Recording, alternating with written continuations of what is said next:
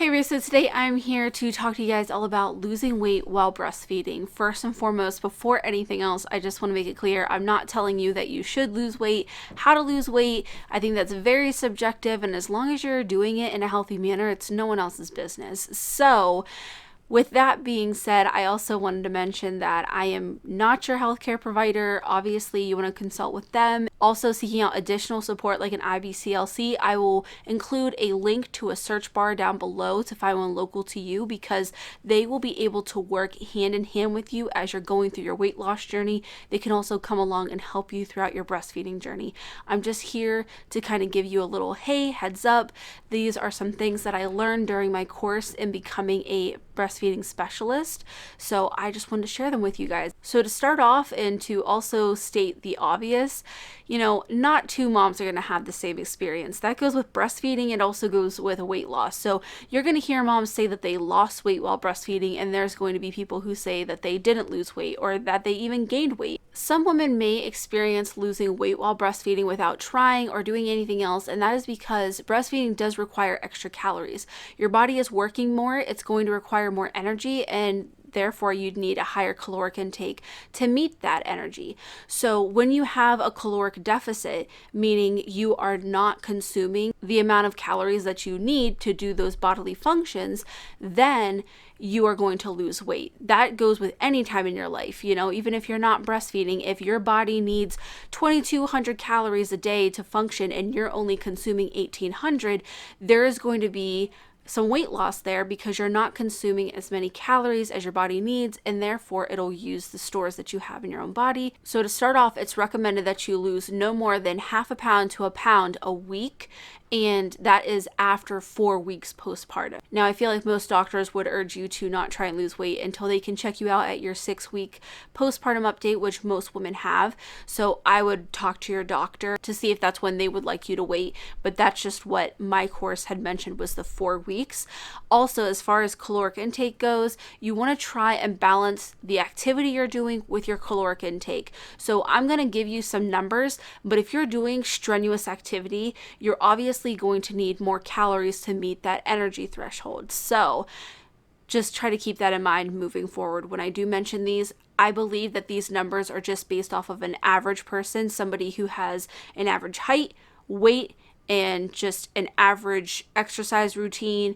We're not going to either end of the spectrum here. We're trying to find like a middle ground to give you kind of like a baseline example. So as far as calories go, they recommend going absolutely no lower than 1,800 because the average calories needed for a breastfeeding mom is actually 2,500. And that's based off of a 26 ounces per day milk supply. So if your milk supply is more, you may have to adjust that. If your activity level is higher, you're going to have to adjust that.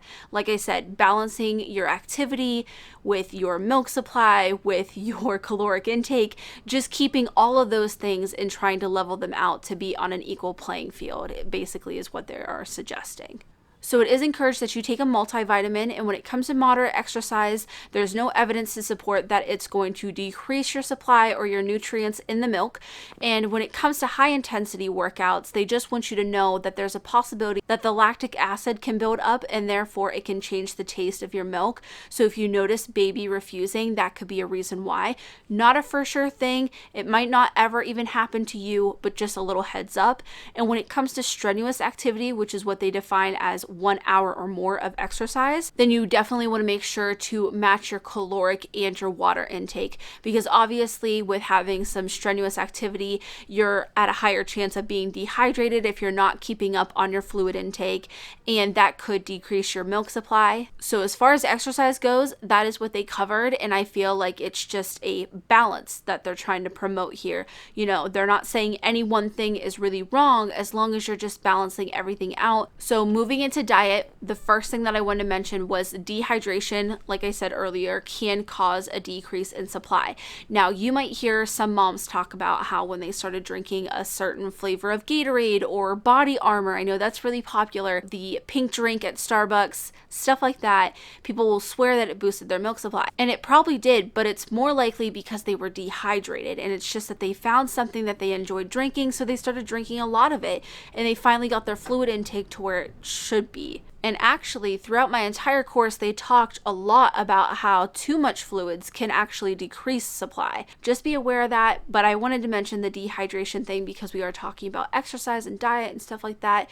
So you always want to be on top of your fluids. The general recommendation is to just drink when you're thirsty. So there are a couple different diets that they touched on that I wanted to share, and one necessarily isn't a diet per se. I think it's more of a lifestyle, but they did touch on it, so I thought I would throw it in here. So the first one is low carb. They did specify that a moderate carb reduction is between 50 to 60 grams a day of carbs. And here they said that there is no evidence to support that your supply would decrease or your nutrients would decrease. However, you do need to make sure that you are balancing the foods that you are eating, because you could see a decrease in some of your nutrients, which then could affect how your body makes breast milk. Depending on what it is, whether it's a vitamin, mineral, fat, like whatever, if you end up being deficient in it, depends on how it affects your breast milk. There are some things that cannot be supplemented. There are some things that use body stores, some things that don't. It just really varies. This is why I said working alongside with an IBCLC, talking to your doctor, stuff like that is really important, because they are able to help you every step of the way.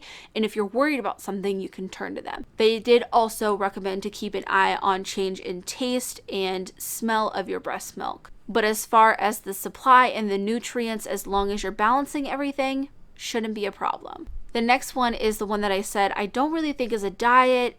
Maybe technically it's called that, but I think it's more of a lifestyle at this point, and that is vegans and vegetarians. Their milk has similar composition to that of non-vegetarians, so for that reason, there's no indication that it would decrease your supply. You do want to watch, just like any other vegan or vegetarian, whether you're breastfeeding or not, it can be easy to get deficient in some vitamins. So just as you would normally, make sure that you're staying on top of those and you are not becoming deficient in those certain ones. I also want to make sure to touch on bariatric surgery, just in case you are taking a more aggressive approach to weight loss.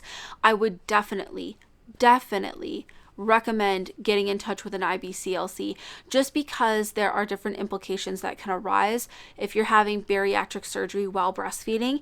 It does not mean that you cannot breastfeed, but there are definitely complications that can arise from having the surgery while breastfeeding. So I just really think it'd be a good idea to get ahead of the ball, get an IBCLC, maybe even before your surgery, talk it over with her. Hopefully they can guide you before the process, during, and after, and that way you have a smooth transition. I just want to mention their most basic recommendation was to drink when you're thirsty and to make sure you have a balance of foods. Like I said at the beginning of this video, I don't think that there's one right way to go about this, and that's the reason why I wanted to make this video, to hopefully give you mamas who are looking to mesh your breastfeeding relationship with a weight loss one, just get whatever you are after, because what you want and what you are after is just as important as taking care of those kiddos.